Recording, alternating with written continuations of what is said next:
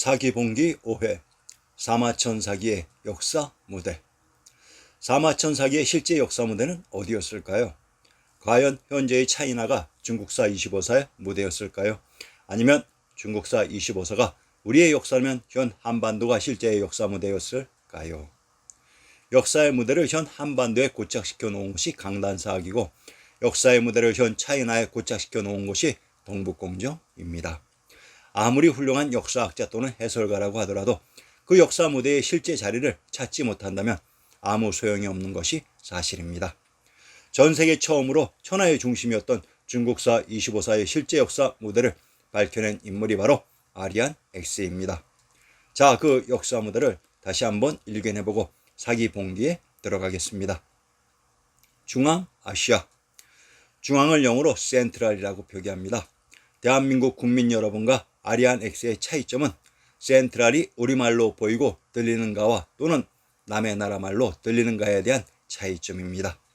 센트는 처세네토, 신토, 신땅이며 랄은 RR입니다. 바로 천하의 중심 천조와 천왕님 그리고 우리의 역사가 있었던 곳입니다. 센트럴은 순수한 우리말을 단지 영어 알파벳으로 표기한 것입니다. 대당서역기, 왕호천 축국전, 동방견문록 등에 등장하는 모든 지명들이 모두 우리말 한자 지명들을 영어 알파벳으로 표기한 것이라고 했습니다. 천하의 대법왕청인 천주와 천왕님이 계셨던 중심이 바로 중앙이고 중국이었습니다. 이곳이 바로 중앙아시아였습니다. 중앙아시아의 스탄 국가들. 중앙아시아에 있는 6개의 스탄 국가들인 투르크메니, 카자흐, 키르기스, 우즈벡, 타지키, 아프가니스탄의 의미는 누구누구의 땅이라는 순수한 우리말입니다. 우리의 지명 중 동탄, 송탄, 팔탄 등의 탄은 모두 동일한 땅의 의미입니다. 이 중 투르크는 돌고래 가짜식 표현이고 이 돌고래 고구려라고 했습니다. 이미 답은 나와 있었습니다. 그런데 왜 이 답을 못 찾고 방황하는 것인가요? 투르크메니스탄의 이름 자체가 바로 고구려입니다. 물론 전 세계가 고구려였습니다. 수도인 아시아바트의 의미는 아시는 원 본래 작은의 의미이며 하는 샤샤카 밝은이고 바트는 박토의 순수한 우리말입니다. 원샤카의 박토가 바로 아시아바트입니다. 만학 천봉. 자, 그러면 나 고구려입니다 라고 진실을 고백하고 있는 투르크메니스탄의 땅 중 도대체 어느 곳에 우리의 중심 무대가 있었을까요? 아리안 X는 12년 전 역사 공부를 시작한 이후 단 1년 몇 개월 만에 투르크메니스탄이 우리의 역사 무대였다는 것을 찾아내었습니다. 그런데 이곳의 지명 지형들을 해석하고 밝혀내는데 근 10년이라는 세월이 걸렸습니다. 그리고 가장 중요한 진실은 우리의 역사 무대가 있었던 곳은 모두 파괴되어 모든 지형과 지명들이 지워져 있다는 것을 밝혀내게 되었습니다. 지나간 얘기이지만 우리의 역사 무대가 있었던 곳을 밝혀주는 역사 내용과 시조, 단가 등은 차고 넘칩니다. 처음부터 이러한 것에 치중했으면 조금 더 빨리 찾아낼 수 있었을 것이나 엉뚱한 곳에 속아 시간을 허비했던 것입니다. 많은 사람들이 소위 말하면 우리의 실제했던 역사 무대를 찾기 위해 오늘도 불을 밝히고 있습니다. 진심으로 이들에게 하고 싶은 얘기는 진실을 찾고 이를 규명하는 것은 각자의 양심에 달려 있습니다. 무엇이 진실이고 무엇이 거짓인지는 단 1분 안에 결판이 납니다. 역사를 공부하시는 분들은 아리안 X의 말을 꼭 귀담아 듣기를 바랍니다. 여러분들이 알고 싶었던 것은 역사의 진실이었지 자신들이 그동안 가지고 있었던 그 알량한 지식의 집착과 고수는 아닐 것입니다. 진실을 보면 승복하고 그에 따르는 것도 예의이며 지식인의 도량, 도리일 것입니다. 자, 우리의 역사 무대를 찾게 된 지형에 대한 첫 번째 단서가 바로 만학천봉입니다. 만학천봉. 역사 공부 시 절대로 놓쳐서는 안 되는 것들이 있습니다. 그런데 우리들은 너무나도 소중한 이러한 것들의 중요성을 평상시에는 잊고 살고 있습니다. 우리가 역사 공부를 하는 이유는 그 당시 우리 선조들이 있었던 그 실제의 무대를 보고 싶은 이유입니다. 그 실제의 역사 무대를 소설하고 읊은 그 내용 그대로를 존중하고 항상 기억하고 있어야 그 무대를 찾을 수 있게 된다는 사실입니다. 우리의 식구에 등장하는 만학천봉이라는 이 사자성어 한마디가 나의 모든 공부를 바꾸어 놓았습니다. 우리의 역사 무대를 찾는 첫 단서가 바로 만학천봉으로 1000개의 산봉우리가 줄지어 서 있으려면 그 길이가 대략 엄청나다는 것을 추론할 수 있습니다. 향산별곡. 자, 이제 우리의 가사지 향산별곡에서 만학천봉을 찾아봅시다. 향산은 신시계천의 무대 묘양산인 금강산, 백두산, 태백산이라고 했습니다. 향산별곡. 본문에서 사면선생 사원의 시를 자상해 썼으니 옛사람 지은 글이 오늘날 경이로다 라고 했습니다. 사면 김창업의 묘양산 여행시기가 숙종 32년인 1706년 봄이니 그때를 옛날로 썼다면 이 글을 쓴 시기는 그로부터 상당히 더 후기로 보아야 합니다. 향산별곡 중 필요한 내용만 인용하겠습니다. 묘향산 봄풍경을 너더러 물어보자. 희절이 삼춘이요 피난이 몇 곳이라. 봉봉이 푸른빛은 봉래산 금강초요. 골골이 흐른 물은 무릉의 낙하로새. 묘향산을 봉래산이라고 합니다. 봉래란 금강산을 두고 하는 말이었습니다. 중대를 겨우 넘어 당군대에 올라가니 박지한 일천봉이 대아래 조회하고. 참으로 웅장합니다. 일자로 쭉 연결된 산맥의 봉우리가 일천봉으로 이들 일천봉우리가 산맥의 맨 끝부분에 있는 오르봉 중에 한 봉우리인 금강산의 당군대를 향해 조여하듯 엎드려 있다고 합니다. 우리 선조들의 호탕한 기운과 기상이 느껴지는 것 같습니다. 항우의 3만정기 거룩에 엄습한 듯 한신의 2000원기 조벽을 빼앗는 듯. 항우의 거룩과 한신의 조벽은 초안지 조나라의 무대로 이 조나라가 금강산에 위치되어 있었던 것입니다. 바위 속 작은 집은 금강굴 기이하고 열의 사리탑은 고전이 의심된다. 금강굴이란 금강산에 있었던 동굴로 향산별곡의 무대 묘향산이 바로 금강산인 것을 알 수 있습니다. 긴 시내에 낀 안개의 동문을 다시 나서 말 잡고 돌아보니 만학천봉이 구름빛 뿐이로다. 우리 역사의 무대 오악이 있었던 곳이 일자로 쭉 연결된 만학천봉의 끝에 위치되어 있었다는 것을 짐작하고 느낄 수 있습니다. 왕희지의 난정기. 고려태조 왕건과 왕희지가 같은 고향 같은 본관 출신입니다. 즉 이들이 혈연상으로 동질성을 가지고 있었던 것입니다. 고려태조 왕건의 선조인 성계가 궁금하시죠? 역사상 대문필가 동진의 왕희지의 난정기를 인용합니다. 참고로 서진동진, 송제, 양진이 우리 역사 속 백제 역사의 원형이라고 했습니다. 353년 회계 4살을 지냈을 당시 왕희지는 회계 산음에 있는 물가의 난정에서 봄을 맞는 연회를 열었다. 이때 열린 행사는 곡수연으로 9개의 굽에 강물을 끌어들인 후 술잔을 물에 띄워 흘러오는 술잔이 멈춘 자리에 있는 사람이 시를 짓는 놀이였다. 이때 지어졌던 난정기의 일부를 인용합니다. 영화의 난정 같은 성안 모임은 왕희지의 난정기 고사를 인용한다. 영화 9년 개축 늦은 봄 초승에 회계 산음의 난정에 모였으니 계사를 행하기 위해서이다. 못 현재들이 다 오고 젊은이와 나이 많은 이도 다 모였다. 이곳에는 높은 산과 험준한 봉우리와 무성한 숲과 긴 대나무가 있고 또 맑은 시냇물과 거센 여울이 좌우에 서로 비쳐 띠처럼 둘러있는지라 시냇물을 끌어다 술잔 띄울 곡수를 만들고 차례로 벌려 앉으니 비록 관연하게 성대함은 없으나 술 한 잔을 마시고 시 한 수를 읊는 것이 또한 극한 정을 펴기에 충분하다. 남산의 1만 봉우리가 쇠찬 형세로 500리를 치닫다가 구부러져 비스듬히 쏟았다. 남산의 1만 봉우리가 쇠찬 형세로 500리를 치닫다가 구부러져 비스듬히 솟았다고 합니다. 1만 봉우리가 바로 만학천봉의 만학입니다. 어마어마합니다. 만학천봉이 일렬로 500리를 치닫다가 구부러져 비스듬히 솟았다고 했습니다. 산맥이 일렬로 치닫다가 맨 끝에서 구부러져 비스듬히 솟았다고 했습니다. 이곳에 우리의 역사 무대가 있었습니다. 동진 왕희지의 난정기에 등장한 이 남산은 과연 무엇일까요? 이 남산의 정체를 추적해 봅시다. 경주의 남산. 경주에서 한사군 중 낙랑군, 문천부의 남쪽 오리에 있다. 4등 2천의 하류이다. 김극기의 시에 동황이 한 손으로 내려주신 은퇴 만물이 골고루 받았구나.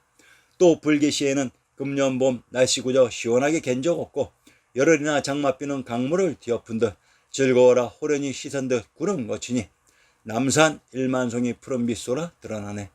산에 세찬 형세 500리를 치닫다가 중도에 구부러져 비스듬히 쏟았네. 그 아래 한 줄기 문천이 있으니 만번 꺾고 천번 서려 구불구불 흐르네.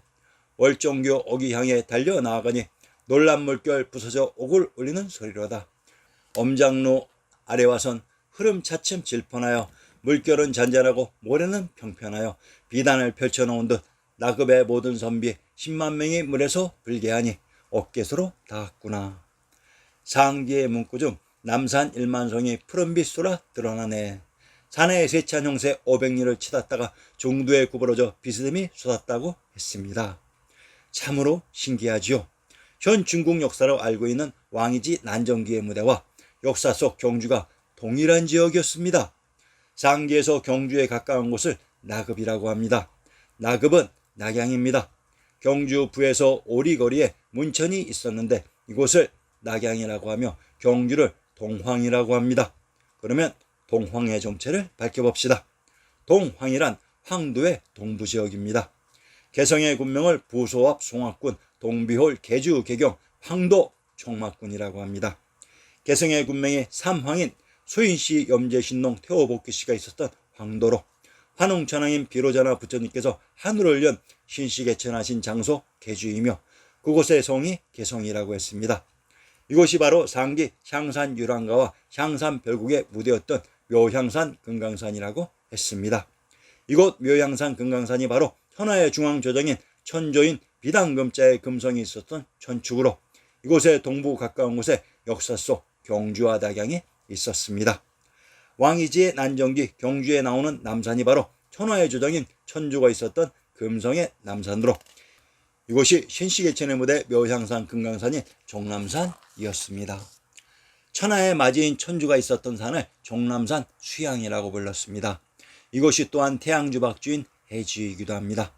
자, 왕이지 난정기에 나온 남산의 1만 봉우리가 세찬용세로 500리를 치닫다가 구부러져 비스듬히 쏟았다는 장소를 구경하시기 바랍니다. 투르크메니스탄의 수도인 아시아바트에서 쭉 일렬로 산맥이 내리달리다가 맨 끝에서 뭉뚝하게 솟아난 땅이 1월 오악도의 무대 오악이며 이 오악 중 금강산인 남산에 경주가 있었고 그곳에 가까운 곳에 낙양이 있었습니다. 역사의 진실을 찾는 과정과 검증은 아주 치열하게 해야 됩니다. 그리고 양심이 있어야 됩니다. 1월 오악, 황제의 상징 1월 오악도. 명청 조선시대 황제인 임금의 어자 뒤의 배경 또는 황제가 계신 곳의 모든 곳에는 1월 오악도의 병풍이 배치되어 있었습니다. 또한 현 청와대의 큰 벽면을 1월 오악도가 장식하고 있습니다. 이 1월 오악도는 과연 무엇일까요? 이 1월 오악도의 정체를 알면 그 사람은 조선사 25사의 전체를 통달한 사람입니다. 이 1월 오악도가 바로 여러분들이 위에서 보신 500리를 쭉 달리다가 끝부분에서 둥그렇게 솟아난 부분, 바로 이곳이 1월 오악이 있었던 우리의 역사의 무대였습니다.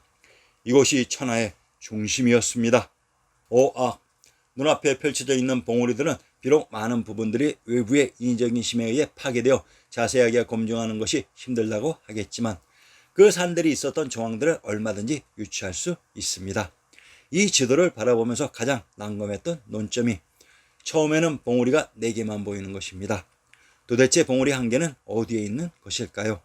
그리고 왜 맨 오른쪽 산은 봉우리가 5개인 오로봉으로 보이는 것인가요? 이 맨 오른쪽에 봉우리가 5개인 흔적이 있었던 이 산을 오악으로 착각하여 장시간을 허비했습니다. 이 산은 나중에 오봉산으로 밝혀집니다. 그리고 나중에 자세히 검증하면서 네 봉우리의 한가운데 부분에 파괴된 조그만 산이 있다는 것을 확인하게 되었습니다. 자, 이 산이 바로 신중 동국 여지승남에서 유감없이 그 위력을 발휘한 화산인 삼각산입니다. 그런데 문제는 이 5봉우리 산들의 각각의 이름을 어떻게 밝히는가에 대한 최종적인 문제가 남게 되었습니다. 이렇듯 숨겨진 역사의 비밀을 밝히는 과정은 결코 순탄치 못했습니다. 과연 우리의 아리아넥스는 이 문제를 어떻게 완벽하게 해결했을까요? 궁금해집니다. 그에 대한 답은 신중동국 여지승남의 군명을 완독하고 이해한 아리안 X의 능력과 오악 주변 지역의 지명들을 나열한 바로 삼국지 적벽대전에 그 답이 있었습니다. 삼국지 적벽대전을 통해 그 산의 지명들을 모두 밝혀냈던 것입니다. 오악과 삼신산. 자, 큰일 났습니다. 오악 중에 세 봉우리가 삼신산인데 도대체 어느 봉우리가 삼신산인지, 또한 두 개의 봉우리의 정체는 도대체 무엇인지 이제는 거의 포기 상태가 되었습니다. 자, 오악 중에 세 봉우리가 삼신산이었다는 영감을 준 망고광산을 세밀하게 살펴봅시다. 이곳에 답이 있었습니다. 어떤 종류의 판소리 단가 모음집에서 판소리 단가의 명창들이 빠지지 않고 부르는 단가의 대표 선수 망고광산을 인용합니다. 망고광산 유라말제 삼신산이 어디매뇨. 일봉내 이방장과 삼영주 이안이냐. 죽장 짓고 풍을 실어 복내산을 구경 갈제.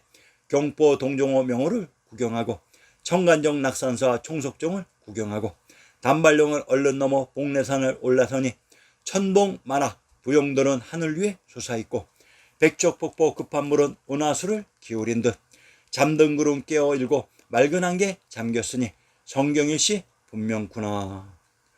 단발령을 얼른 넘어 복내산을 올라서니 천봉 만학 부용들은 하늘 위에 솟아있고는 앞편에서 밝힌 남산의 만학 정봉과 동일한 말들을 망고광산에서도 하고 있습니다. 일봉내 이방장과 삼영주란 이 세 개의 산들이 몇백 년씩 각자 떨어져 있었던 것이 아니라 한 군데 모여 있어서 이 세 개의 산이 한 시야에 들어왔다는 것입니다. 그러면 일단 잃어버린 두 개의 산봉우리는 뒤로 미뤄두고 이 삼신산의 정체부터 밝혀봅시다.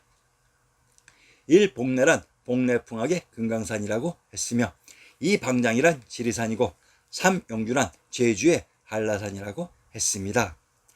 야, 역사 속에서는 금강산, 지리산, 한라산이 한 군데 모여 있었다고 합니다. 고부 양시편에서 역사 속 제주는 경도인 서울에 있었다고 이미 입증했습니다. 자, 그런데 이러한 삼신산이 한 군데 모여 있었다는 것을 입증하는 문구가 또 등장하니 연려실 기술을 인용합니다. 연려실 기술의 중종조 고사본말의 서경독조를 인용하면 진낭인 황진이는 개성에 살던 여자 소경의 딸이다. 성품이 쾌활해서 남자와 같았으며 검은고를 잘 타고 노래를 잘하며 일찍이 산수간에 놀기를 좋아하며 풍악산으로부터 태백산, 지리산을 지나 금성에 이르렀는데 마침 그 고을 원님이 잔치를 베풀어 감사를 대접하고 있었다. 노래하는 기생이 좌석에 가득한데 질량이 떨어진 옷 때 묻은 얼굴로 바로 그 상제에 나가 앉아서 이를 잡으면서 태연히 노래하고 검은고를 연주하면서 조금도 부끄러워하지 않으니 여러 기생들은 기가 질렸다. 이긍익은 조선 후기 연려실 기술을 저술한 저자입니다. 1736년에 태어나 1806년 순조 6년에 사망했다. 신임 옥사와 이인자의 난으로 가문이 크게 화를 당했고 20세 때 아버지 이광사도 나주 캐서 사건에 연루되어 죽었다. 역경과 빈곤 속에 벼슬을 단념하고 평생 야인으로 살며 학문에 매진했다. 연려실 기술의 풍악산으로부터 태백산, 지리산을 지나 금성에 이르렀는데 라고 했습니다. 풍악산이란 복내풍악의 금강산이고 태백산이란 금강산 묘양산을 태백산이라고 하며 비단금자의 금성이란 전라도 나주의 금명이 금성으로 금강산의 개성에 있었습니다. 연려실 기술의 저자 이긍익은 이 금강산, 태백산, 지리산, 나주인 금성의 경로를 단 하루 만에 이루어내고 있는 것입니다. 자, 망고광산의 경로를 다시 살펴봅시다. 죽장 짓고 풍을 실어 복내산을 구경 갈제, 경포 동종호 명호를 구경하고 청간정 낙산사와 총석정을 구경하고 단발령을 얼른 넘어 복내산에 올라서니. 망고광산의 저자는 경포 동종호, 청간정 낙산사와 총석정, 단발령과 복내산의 등정을 단 하루 만에 해내는 것입니다. 우리가 알고 있는 현실 속에서의 조작된 삼신산족, 금강산은 강원도에, 지리산은 전라도에, 그리고 영주산인 한라산은 바다 건너 제주도에 위치되어 있지만 역사 속의 실제 삼신산은 한 군데에 모여 있어서 단 하루 만에 관광이 가능한 것입니다. 자, 이제 여러분들 앞에 있는 이 네 개의 산 봉우리들이 우리 역사 속에 5 봉우리인 오악 중에 4개의 봉우리였다는 사실들을 자각하기 시작할 것입니다. 그리고 여러분들이 개인적으로 공부한 역사 내용 중에도 역사의 진실을 밝힐 이러한 내용들이 부지기 수였는데 현실과 맞지 않아 폐기했던 그 무수한 자료들이 이제는 빛을 발하게 될 것입니다. 자, 그러면 이 5학 중에 한 봉우리를 시작으로 5봉우리인 5학의 정체를 밝혀봅시다. 이 5봉우리의 정체를 밝히고 나면 우리의 역사인 중국사 25사의 지명, 지리적인 관계가 아주 명확하고 뚜렷하게 보이기 시작할 것입니다.